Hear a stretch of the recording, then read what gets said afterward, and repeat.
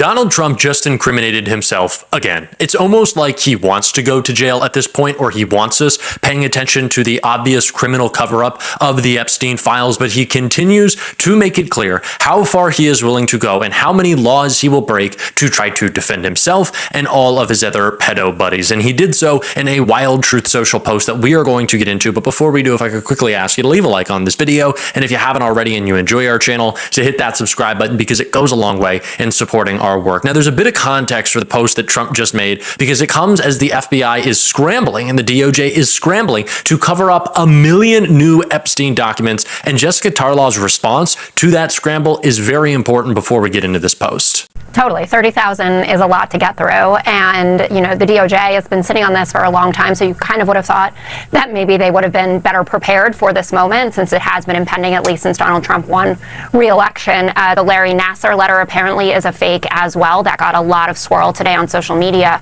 But I do think the Department of Justice and the Trump administration did themselves no favors by being so gleeful over Friday's documents with pictures of Bill Clinton, for instance, when they knew that more documents were going to come out where Donald Trump's name is mentioned several times. You know, evidence that he was on Jeffrey Epstein's plane up to 8 times between 1993 and 1996. Two things that stick out to me that I think are very important, and this isn't about Donald Trump. This is about these victims getting their justice, that excuse me, that there were at least up to 10 co-conspirators who we don't know who they are and they haven't been charged. And the fact that Maria Farmer, one of the victims, made a complaint in 1996 that wasn't taken seriously, wasn't addressed, and who knows how many victims could have been saved from a terrible fate of being used by Jeffrey Epstein, Ghislaine Maxwell, etc., if it had been taken seriously. Those stories really stick out. The DOJ and FBI quite literally can't find enough workers to cover up these documents. They are having redactions en masse, and it really makes you think, what did they believe was going to happen? Like, that's kind of the conversation I'm having in my head. Like, is Pam Bondi still a college student? I was a couple of months ago, and I totally understand procrastinating and having a 15-page paper due the next day, and it's 1 o'clock in the morning, and you're like, you know, I should probably start that paper. But this is the Epstein files. You were obligated by Congress. Donald Trump signed it into law. It doesn't really make a lot of sense to procrastinate that deadline, especially when doing so gives you less of an opportunity to cover up your pedophile boss's crimes. But it looks like that is what they've failed to do, and it is why they had to pay out overtime. It's why they're begging people to come back into work during the Christmas holiday, but it's just not working for Donald Trump. It's why we saw him a couple of days ago complain about why everyone hasn't just moved on. It's really important context for, again, why Trump thought he could get away with this in the post that he just made incriminating himself. And lawyers and others, and they'll end up, because of guys like Massey, who's a real lowlife, whose polls are down to about 9%, by the way, in the great state of Kentucky. If you look at Kentucky, Kentucky is such a great place, but I don't know, they've got a couple of people on there that are very strange in terms of leadership, but Massey's a loser. And he likes it, and that he works with the Democrats. He's just being used by the Democrats, because what this whole thing is with Epstein is a way of trying to deflect from the tremendous success that the Republican Party has. Like, for instance, today we're building the biggest ships in the world, most powerful ships in the world, and they're asking me questions about Jeffrey Epstein. I thought that was finished. I believe they gave over 100,000 pages of documents, and there's tremendous backlash. It's an interesting question, because a lot of people are very angry that pictures are being released of other people that really had nothing to do with Epstein, but they're in a picture with him because he was at a party, and you ruin a reputation of somebody.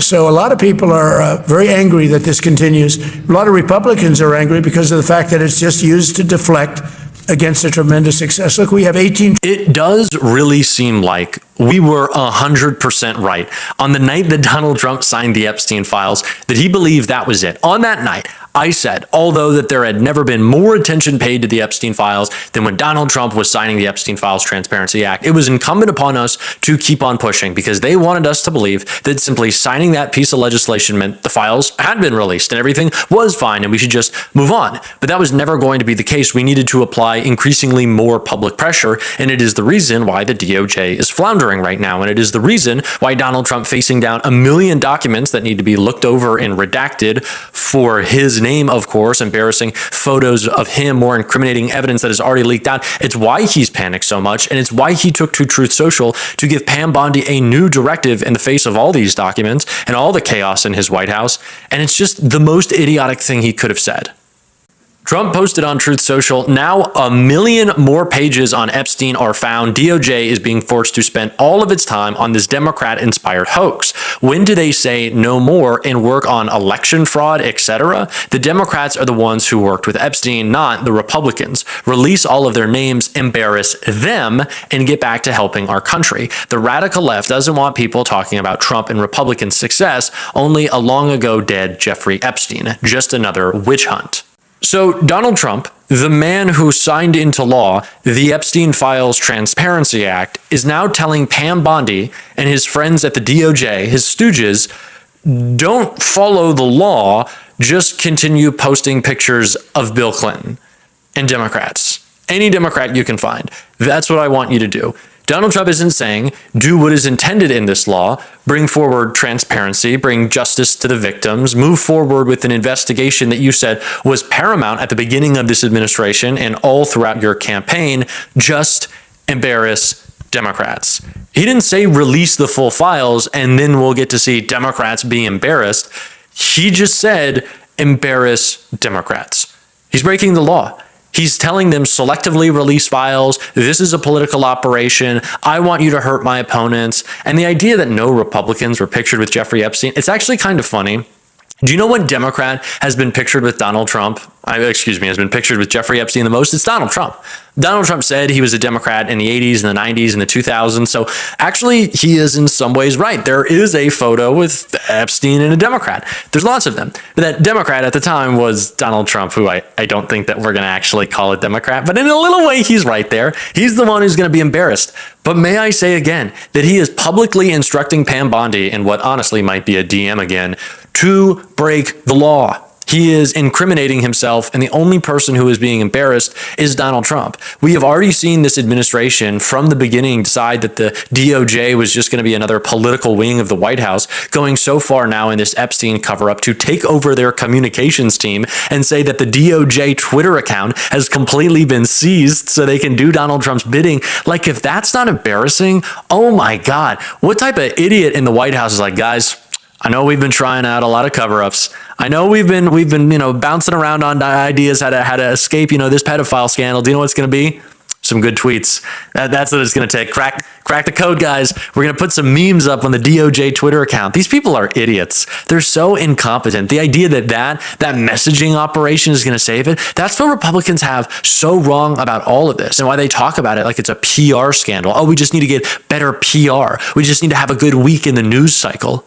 Are you serious? You're pedophile protectors. There's no amount of spin that's going to get you out of that. It's just the truth. There's no amount of communications, strategy that's going to help you there, especially when you have communicators like Carolyn Levitt and Stephen Miller screaming on Fox until the veins pop out of his head. Like, it's just not going to work for you. And Lawrence O'Donnell really made that case right here.